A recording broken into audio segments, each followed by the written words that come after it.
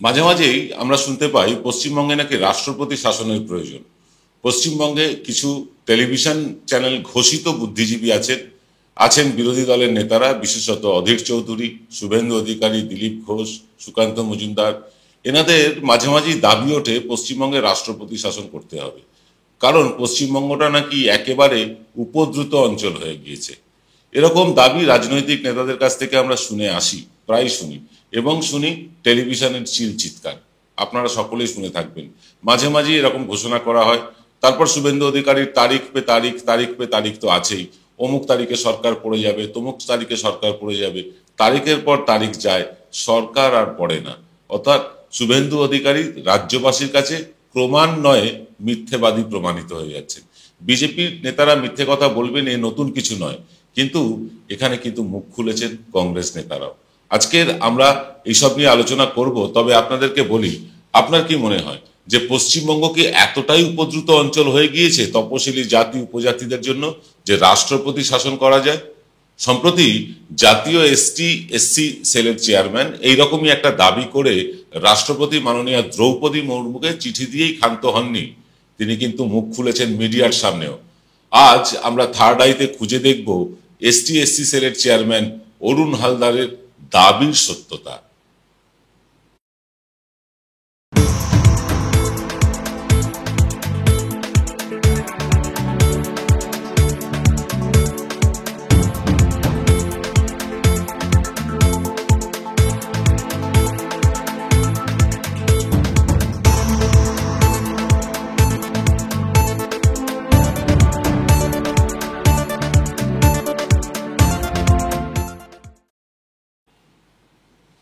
নমস্কার, আদাব, আমি আপনাদের প্রবীর বিশ্বাস। আপনারা দেখতে শুরু করেছেন প্রত্যেক দিনের অভ্যেস মতো বিশ্বজোড়া বাঙালির আওয়াজ এনকে ডিজিটালের সান্ধ্য অনুষ্ঠান দ্য থার্ড আইতে আজকে আমরা দেখব যে এই যে পশ্চিমবঙ্গ উপদ্রুত হয়ে গিয়েছে, পশ্চিমবঙ্গে রাষ্ট্রপতি শাসন প্রয়োজন কিনা, এই নিয়ে একটা বিস্তারিত আলোচনা করব এবং এমন কিছু তথ্য, এমন কিছু ক্লিপ আপনাদের সামনে তুলে দেব যেটা দেখলে আপনারা হাসতেও পারেন, রেগেও যেতে পারেন। যাকে আপনারা কিন্তু এনকে ডিজিটালে যারা সান্ধ্য অনুষ্ঠান আমাদের দেখেন তাদেরকে অনুরোধ করছি, যারা আমাদের পাশে এসে দাঁড়িয়েছেন তারা আমাদেরকে একটা মেসেজ করুন, হোয়াটসঅ্যাপ করুন, যাতে আপনাদের সাথে আমরা হোয়াটসঅ্যাপের মাধ্যমে যোগাযোগ করতে পারি। যাই হোক, শুরু করছি অনুষ্ঠান থার্ড আই শব্দের অর্থ হচ্ছে তৃতীয় নয়ন।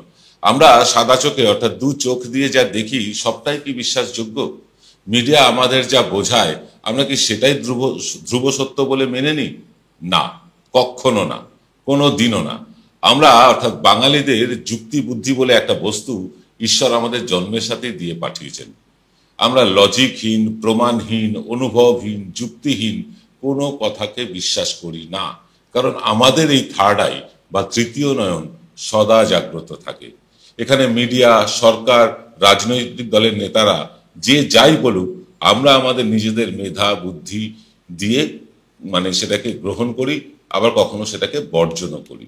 আজ এইরকম একটা বিষয় গত 2-3 দিন ধরে একটা ন্যারেটিভ দাঁড় করানোর চেষ্টা হচ্ছে বিভিন্ন চ্যানেল জুড়ে। তা হলো পশ্চিমবঙ্গ কি রাষ্ট্রপতি শাসনের দিকে এগোচ্ছে? সবার আগে জানতে হবে কোন কোন কারণে একটি রাজ্যে রাষ্ট্রপতি শাসন করতে পারে। এক, যদি দেখা যায় কোনো রাষ্ট্রের আক্রমণ করবার মতন ক্ষেত্র তৈরি হয়েছে সংশ্লিষ্ট রাজ্য প্রশাসনের মদতে অথবা ব্যর্থতায়, তাহলে অবশ্যই রাষ্ট্রপতি শাসন করা যায়। পশ্চিমবঙ্গের ক্ষেত্রে নেপাল, ভুটান এবং বিশেষ করে বাংলাদেশ দ্বারা এমনকি কোনো সম্ভাবনার কণা মাত্র দেখা গিয়েছে? উত্তর হলো না। তার মানে এই গ্রাউন্ডে পশ্চিমবঙ্গের রাষ্ট্রপতি শাসন দাবি করা যায় না, জারি করা যায় না। দ্বিতীয় কারণ, যদি দেখা যায় রাজ্যের আইন শৃঙ্খলা সার্বিকভাবে ভেঙে পড়েছে, তাহলে রাষ্ট্রপতি শাসন জারি করা যায়। অর্থাৎ ধরুন, কার্শিয়াং থেকে কাঁথি, দার্জিলিং থেকে দীঘা সর্বত্র পুলিশ নিষ্ক্রিয় হয়ে গিয়েছে এবং উগ্রপন্থী আর গুন্ডা বদমাইশেরাই সবকিছু নিয়ন্ত্রণ করছে, তখন কিন্তু রাষ্ট্রপতি শাসন জারি করা যায়। আর তৃতীয় কারণ, রাজ্যে যদি কোনো সাংবিধানিক সংকট দেখা দেয়, তাহলেও রাষ্ট্রপতি শাসন চালু করা যায়। এসটিএসসি কমিশনের চেয়ারম্যান অরুণ হালদার একদম পিন পয়েন্ট করেছেন দ্বিতীয় কারণটির ওপরে।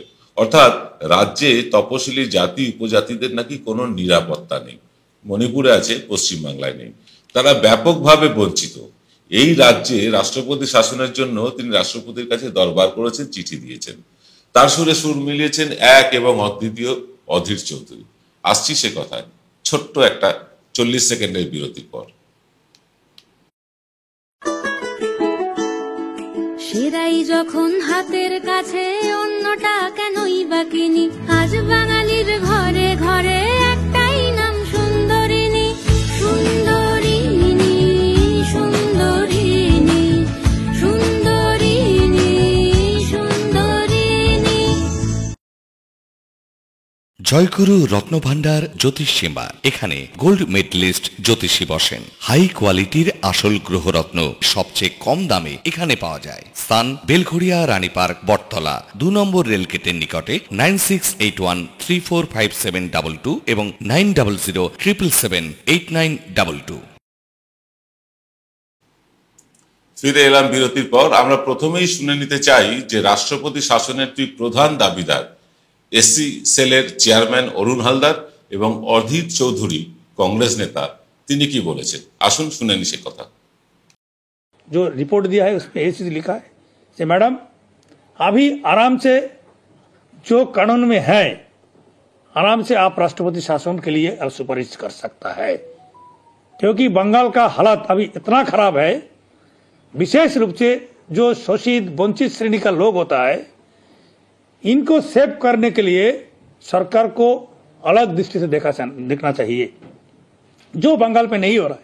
आर्टिकल 338 में इनको सेफगार्ड करने का प्रावधान है, और आर्टिकल 338 में एट्रोसिटी वायलेट करने के बाद, बार बार वायलेट करने के बाद अगर किसी भी हालत में सुधार नहीं कर सकता है तो उसका आधार पर भी राष्ट्रपति शासन जारी हो सकता है। ये कानून का आधार पर हम लोग महामहिम राष्ट्रपति से इमीडिएट आराम से राष्ट्रपति शासन हो सकता है, ये कानून में है। क्षमता है। देखिए, राष्ट्रीय शासन मांग तो बहुत लोग कर सकते हैं, लेकिन राष्ट्रीय शासन को जारी करने के लिए हमारे देश की जो सरकार, सत्तारूढ़ सरकार जो है, पार्टी और सरकार, वो कोई कदम नहीं उठाएगी, क्योंकि उनका एक ही मकसद है कि ममता जी के साथ बीजेपी पार्टी की ये सांप्रदायिक ध्रुवीकरण की राजनीति हो, चुनाव में दोनों को फायदा मिले। क्योंकि ममता बनर्जी और मोदी ये बखूबी जानते हैं कि 2021 साल में ये ध्रुवीकरण के चलते, सांप्रदायिक ध्रुवीकरण के चलते बंगाल में उनको जीत हासिल हुई थी, कामयाब हासिल हुई थी। इसलिए कोई बोल सकता है बहुत कुछ, हम भी कह सकते हैं, लेकिन वो लागू करेंगे कौन। শুনলেন তো রাষ্ট্রপতি শাসনের জোড়া দাবিদারদের কথা। কিছুদিন আগে পর্যন্ত এই শুভেন্দু অধিকারী, দিলীপ ঘোষ, সুকান্ত মজুমদারদের মতো যে বড় বড় বিজেপি নেতারা, তাদের মুখে এইসব কথা আমরা শুনেছি। 355, 356 ধারা লাগু করে পশ্চিমবঙ্গে রাষ্ট্রপতি শাসন জারি করবার কথা। তবে বামেরা চিরকালই কিন্তু রাষ্ট্রপতি শাসনের বিপক্ষে ছিলেন, বর্তমানেও আছেন সম্ভবত। কিন্তু শুভেন্দুরা বারবার স্বরাষ্ট্রমন্ত্রী অমিত শাহের কাছে রাষ্ট্রপতি শাসনের দাবি জানালেও অমিত শাহ কিন্তু সেই দাবিকে পাত্তাই দেননি, গুরুত্বই দেননি। তার মানে কি অমিত শাহেরা চান না যে বাংলায় রাষ্ট্রপতি শাসন করে তারপরে নির্বাচন হোক?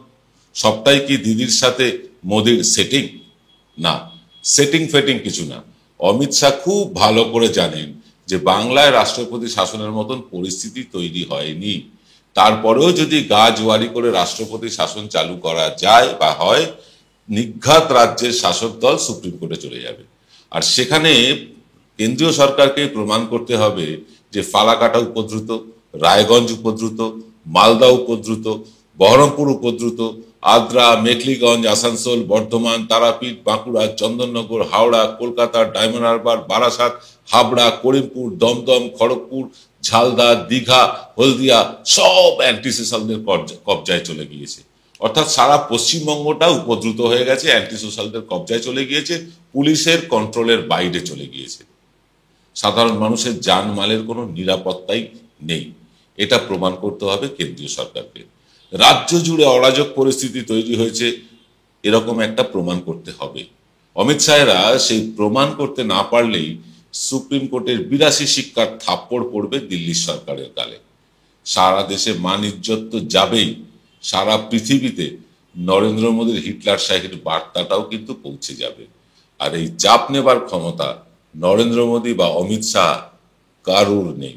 তাই শুভেন্দুরা এখানে রাষ্ট্রপতি শাসনের যতই হুঙ্কার দিয়ে অমিত শাহের কাছে বারবার যাক কাকুতি মিনতি করুক, পাত্তা তারা পাবেন না। বারবার শুভেন্দু ডেট দেবেন, অমুক ডেটে সরকার পড়ে যাবে, তমুক ডেটে সরকার পড়ে যাবে। সরকার এই কারণেই পড়ে না, রাষ্ট্রপতি শাসন এই কারণেই হয় না। কিন্তু হঠাৎ এসসি কমিশনের চেয়ারম্যান সাহেব অর্থাৎ অরুণ হালদার মশাইয়ের মনে এরকম একটা ধারণা হয়েছে যে পশ্চিমবঙ্গ তপশিলি জাতি উপজাতিদের জন্য ভয়ঙ্কর জায়গায় পরিণত হয়েছে। তার আগে জানা দরকার এই অরুণ হালদার মানুষটি কে, লোকটি কে আগে জেনে নিন। যে আচমকাই হঠাৎ টেলিভিশনের প্রচারের আলোয় চলে এলো। অরুণ হালদার হচ্ছেন বিজেপির নেতা। হ্যাঁ, বিজেপির নেতা, তিনি বিজেপি হয়ে ভোটে লড়েছেন, হেরেওছেন। বিজেপি তফসিলি জাতি উপজাতি সেলের সভাপতিও ছিলেন কিছুদিন আগে, আর তাকেই পদে বসিয়েছে বিজেপি সরকার। ঠিক যেমন ভাবে বিজেপি নেতা এবং হেরে যাওয়া সন্ময় বন্দ্যোপাধ্যায়কে কোঙ্কণ রেলের পদে বসিয়েছে বিজেপি। এরা পদে থাকার দরুন মোটা টাকা ভাতাও পান প্রতি মাসে। তাই সন্ময়বাবু ইউটিউব চ্যানেল খুলে বিজেপির প্রোপাগান্ডা করে চলেছেন। তার অনুপ্রেরণায় আরো কেউ কেউ করছেন প্রোপাগান্ডা, পদ ভাতা এসব প্রাপ্তির প্রত্যাশায়। অনেকেই হয়তো সরাসরি ভাতা পাচ্ছেন না সন্ময়বাবু বা অরুণ বাবুর মতন, কিন্তু সময় মতন মোটা মোটা খাম পেয়ে যাচ্ছেন তারা, এরকম একদম পাকা খবর আছে আমাদের কাছে। অরুণ হালদারও এই ভাতা পাওয়ার প্রতিদান হিসাবে সারা পশ্চিমবঙ্গকেই উপদ্রুত বলে রাষ্ট্রপতি শাসনের দাবি জানিয়ে ফেলেছেন। কিন্তু অধীরবাবুর কেসটা কি? তিনি তো ভাতাজীবীও নন আর ওই খামজীবীও নন। তাহলে রাষ্ট্রপতি শাসন দাবি করছেন কেন তিনি? আর রাষ্ট্রপতি শাসনের পরে কংগ্রেস রাজ্যের ক্ষমতাতেও আসবে না, এটা তিনি জানেন, কিংবা অধীরবাবুও মুখ্যমন্ত্রী হবেন না। তাহলে তিনি কেন চাইছেন রাষ্ট্রপতি শাসন? বলবো, আমরা সব আজকে আপনাদেরকে একটার পর একটা বলবো। দেখুন, আপনারা যারা আমাদের মান্থলি সাবস্ক্রিপশন পাঠিয়েছেন তারা নিজেদের নাম আর কোথা থেকে দেখছেন সেটা যদি এনকে ডিজিটালের যে হোয়াটসঅ্যাপ গ্রুপ আছে বা আমাদের এই নাম্বারে 98300758 নাম্বারেও আপনারা যদি লিখে পাঠান, তাহলে আমরা আপনাদের একটা সাবস্ক্রাইবার গ্রুপ করেছি, সেই গ্রুপে অ্যাড করে নেব। সেখানে কিন্তু আমরা আপনাদের সাথে বিভিন্ন বিষয় নিয়ে আলোচনা করতে পারি এবং বিভিন্ন বিষয়ে আপনাদের পরামর্শ পেতে পারি। কোন বিষয়ে অনুষ্ঠান করা দরকার সেই বিষয়ে জানতে চাইতে পারি। আর আপনারা যারা আমাদের মাসিক সদস্য হতে চান মাসিক চাঁদা দিয়ে, তারা 9830075869 নাম্বারে ইউপিআই করে দিতে পারেন, গুগল পে ফোনপে করে 100 বা তার বেশি অর্থ দিয়ে আমাদের পাশে দাঁড়াতে পারেন। কেউ যদি মোবাইলে পাঠাতে সক্ষম না হন, তাহলে তারা পাশের নাম্বারটিতে ফোন করে নিতে পারেন ব্যাংক অ্যাকাউন্ট ডিটেল পাওয়ার জন্য। আমাদের চ্যানেলে আমরা বিজ্ঞাপন দেওয়ার জন্য ফোন করার জন্য অনুরোধ করছি 9830075869 নম্বরে। যাই হোক, ফিরছি অধীর চৌধুরীর কথায়। অধীর চৌধুরী রাষ্ট্রপতি শাসনের মাত্রাতিরিক্ত যে ইন্টারেস্ট দেখাচ্ছেন সে ব্যাপারে কিছু কথা বলার দরকার। আচ্ছা, আপনি কি জানেন অধীর চৌধুরী যে এলাকার সাংসদ, সেই বহরমপুর আসনটি একেবারেই মুসলিম অধ্যুষিত? আর এও কি জানেন যে প্রতিটি নির্বাচনে অধীর চৌধুরী ভোট শতাংশ ক্রমশ কমছে? অর্থাৎ মুসলমান যে আস্থা ছিল সেই আস্থা আর নেই। তাই হিন্দু ভোটে তিনি জিততে মরিয়া হয়ে গিয়েছেন। আচ্ছা, আপনি কি জানেন বহরমপুর বিধানসভা কেন্দ্রটিতে গত নির্বাচনে একজন বিজেপি প্রার্থী জিতেছেন সংখ্যালঘু অধ্যুষিত এলাকায়? জানেন কে সেই প্রার্থী? সেই প্রার্থী হলেন দিলীপ ঘোষের বাড়ির পূজারী ব্রাহ্মণ। বাকি আরো কিছু বলছি না, মানে বাকি আর কিছু আপনাদেরকে বলছি না। আপনারা আমাদের বুদ্ধিমান দর্শক, আপনারা সবটাই বুঝে নিন। আজকে আমরা এপিসোড আর দীর্ঘায়িত করব না, দেখা হবে আগামীকাল সকালে এক্স ফ্যাক্টরে। আজকের অনুষ্ঠান শেষ করছি এখানে। সকলে ভালো থাকবেন, নমস্কার।